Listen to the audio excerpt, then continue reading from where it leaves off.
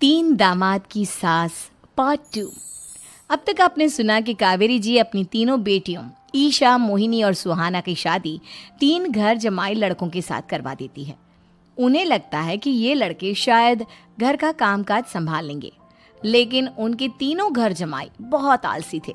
वो नौकरी भी नहीं करते थे और बाहर का काम भी नहीं। कावेरी जी ने अपनी बेटियों से कहा कि वो प्रेगनेंसी का बहाना बनाकर अपने पतियों को सबक सिखाए। अब सुनिए आगे। मम्मी, आपने जैसा कहा था हमने वैसा ही किया, लेकिन देखिए ना, विवेक का हाल तो वैसा का वैसा ही है। घर में ना सुबह का नाश्ता बनता है और ना खाना। नौकरी पर जाने की बात करूं तो खाने को दौड़ते हैं मुझे। हाँ मम्मी, मैंने भी सुमित को कितनी बार कहा कि अगर नौकरी नहीं करनी तो कोई छोटी सी दुकान ही खोल लो, घर का खर्चा कैसे चलेगा। देखो दोपहर के 12 बजने आए और जनाब अभी तक सो रहे हैं। हाँ मम्मी, ईशा और सुहाना ठीक कहती हैं। अविनाश का भी यही हाल है। जब मैंने अपनी प्रेगनेंसी के बारे में कहा तो मुझसे कहने लगा, अरे दूसरी लड़कियां तो 9-9 महीने तक नौकरी करती है, बस डिलीवरी के टाइम छुट्टी लेती है। मोहिनी, तुम भी नौकरी करो। अब मुझे कहाँ नौकरी मिलेगी। मम्मी बताओ अब मैं क्या करूँ। हे भगवान, क्या सोचकर घर जमाई दामाद लाई थी मैं कि मेरी बेटियां मेरे पास रहेंगी और खुश रहेंगी, लेकिन इन आलसी दामादों ने तो हमारी जिंदगी को भी प्रॉब्लम में डाल दिया है। मैं तो कहती हूँ मम्मी, हम लोग वापस अपनी जॉब पर जाना शुरू कर देते हैं। बता देते हैं इन लोगों को कि हमने प्रेगनेंसी का बहाना किया है। नहीं नहीं बेटा, ऐसी गलती भी मत करना। अगर तुमने ऐसा किया तो इन तीनों की आदत और ख़राब हो जाएगी। अरे आज नहीं तो कल कभी तो तुम प्रेग्नेंट होगी, तब वापस यही प्रॉब्लम आएगी। तब क्या करोगी तुम तीनों। हाँ मम्मी, आपकी बात तो बिल्कुल सही है। इन लोगों को तो सुधारना ही पड़ेगा। लेकिन कैसे? अपने बच्चों के आने की खबर सुनकर भी इन लोगों पर कोई असर नहीं हो रहा। पैसे कमाने के लिए घर से बाहर निकलना ही नहीं चाहते ये तीनों। अब मेरे दिमाग में एक प्लान आया है। तुम तीनों चिंता मत करो, उन तीनों को बुलाओ, फिर मैं बात करती हूँ।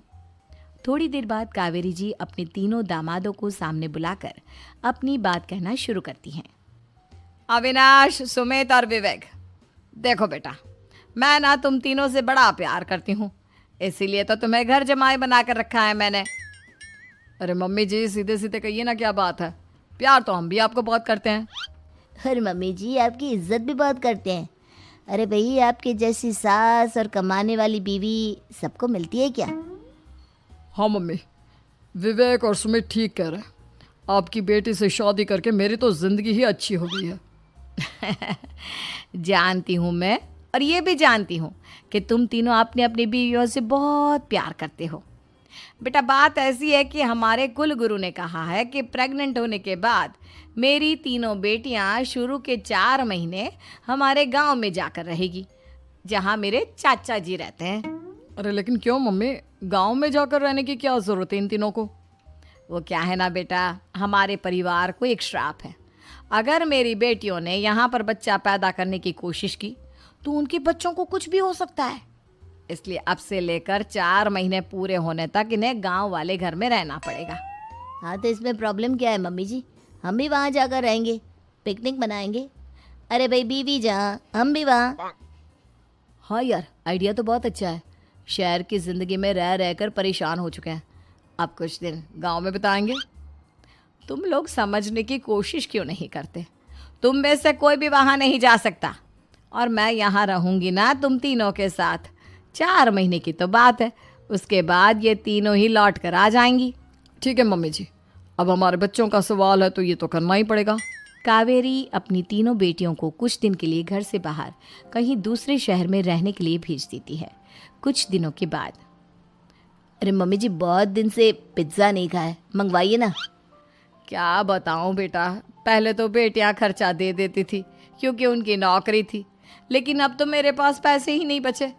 थोड़े बहुत पैसे हैं जो बच्चों की डिलीवरी में काम आएंगे। लेकिन मम्मी जी, आपकी बेटियों को वापस आने में तो अभी बहुत वक्त बाकी है। वही सोच सोच कर परेशान हो रही हूँ। सोच रही हूँ कल से दूध भी बंद करवा देती हूँ। अब दूध वाले को देने के लिए पैसे भी तो नहीं है ना। अरे नहीं नहीं मम्मी जी, अगर दूध भी बंद करवा दोगी तो मुझे चाय कहाँ से मिलेगी, और चाय के बिना मैं तो मर ही जाऊंगा। क्या करूं बेटा, इसके अलावा हमारे पास कोई ऑप्शन नहीं है, मेरे पास पैसे ही नहीं बचे। इस तरह कावेरी जी धीरे धीरे अपने तीनों दामादों को पैसे देना बंद कर देती हैं और घर में खाने पीने की चीजें लाना भी बंद कर देती है। अब वो तीनों बुरी तरह से परेशान होने लगे थे और इसलिए एक दिन तीनों प्लान करके घर से बाहर निकलते हैं और बाजार में जाने के बाद यार अच्छा खाना खाए हुए कितने दिन हो गए, पता नहीं कब अच्छा खाना मिलेगा। हमारी बीवियों के जाने के बाद तो हमारी हालत भिखारियों जैसी हो गई है यार। कुछ भी हो, मुझे तो आज पिज्ज़ा खाना ही खाना है। जेब में 1 रुपया नहीं और पिज्जा खाएगा, कहाँ से आएंगे पैसे? अरे देख वहाँ सामने बोर्ड पर क्या लिखा हुआ है, कंप्यूटर पर काम करने के लिए एक आदमी की आवश्यकता है। भाई मैं तो जा रहा हूँ, काम करूँगा और शाम तक पैसे लाकर आराम से पिज्ज़ा खाऊंगा। जा जा, तुझे कोई काम नहीं देने वाला, हम तो घर जा रहे हैं। चल भाई सुमित।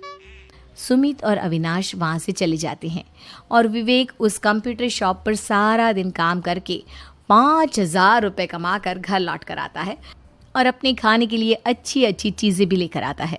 ये देखकर विवेक और सुमित के दिल में भी कुछ पैसे कमाने की इच्छा जागती है। अरे सुबह सुबह कहाँ चल दिए तुम? मम्मी जी एक बहुत अच्छी जगह मिली है, कंप्यूटर पर काम करने के 5,000 मिले थे कल मुझे। अगर रोज़ काम करूँगा तो पूरे 40,000 की तनख्वाह। अरे वाह, ये तो बहुत अच्छी बात है दामाद जी, आपको जाना ही चाहिए। सुमित और अविनाश विवेक को इस तरह तरक्की करते देखकर परेशान हो जाते हैं और वो दोनों भी काम की तलाश में निकल पड़ते हैं। धीरे धीरे उन दोनों को भी काम मिल जाता है। अब कावेरी के तीनों दामाद छोटी मोटी नौकरी करके अच्छा पैसा कमाने लगे थे। एक दिन कावेरी उन्हें अपने